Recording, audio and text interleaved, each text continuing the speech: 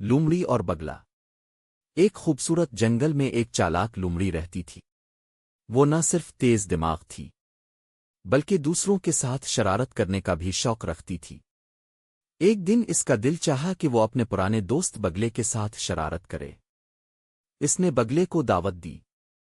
پیارے بگلے، کل میرے گھر آؤ، ہم دونوں مل کر مزیدار کھانا کھائیں گے۔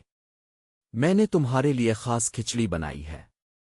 بگلا بہت خوش ہوا اور اگلے دن مقررہ وقت پر لومڑی کے گھر پہنچ گیا۔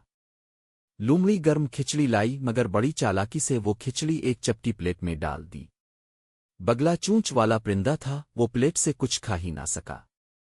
وہ بس لومڑی کو کھاتے ہوئے دیکھتا رہا اور اپنی لمبی چونچ کو چپٹی پلیٹ میں ڈالنے کی کوشش کرتا رہا مگر ناکام رہا۔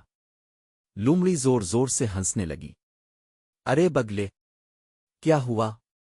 کھچڑی پسند نہیں آئی؟ بگلا سمجھ گیا کہ لومڑی نے اس کے ساتھ مذاق کیا ہے مگر وہ خاموش رہا۔ اس نے دل میں سوچا کہ بدلہ ضرور لینا ہے مگر عزت اور ہوشیاری سے۔ کچھ دنوں بعد بگلے نے لومڑی کو اپنے گھر کھانے پر بلایا۔ محترمہ لومڑی، آپ میرے بہت پیارے دوست ہیں، کل آپ میرے گھر تشریف لائیں، میں نے خاص شوربہ بنایا ہے۔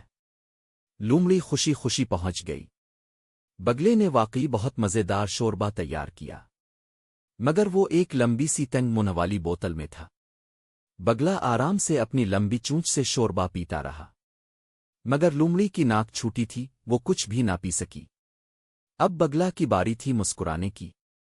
کیا ہوا محترمہ؟ شوربہ پسند نہیں آیا؟ لومڑی کو اپنی غلطی کا احساس ہوا۔ وہ شرمندہ ہو کر بولی، معاف کرنا بگلے، میں نے تمہارے ساتھ زیادتی کی تھی۔ تم نے آج مجھے سبق سکھایا کہ جیسا کرو گے ویسا بھرو گے۔ بگلا مسکرایا اور بولا، دوستی میں مذاق بھی ہو سکتا ہے مگر اگر مذاق میں دوسرا دکھ محسوس کرے تو وہ مذاق نہیں، ظلم ہوتا ہے۔ اخلاقی سبق، دوسروں کے ساتھ ویسا سلوک کرو جیسا تم اپنے لیے پسند کرتے ہو۔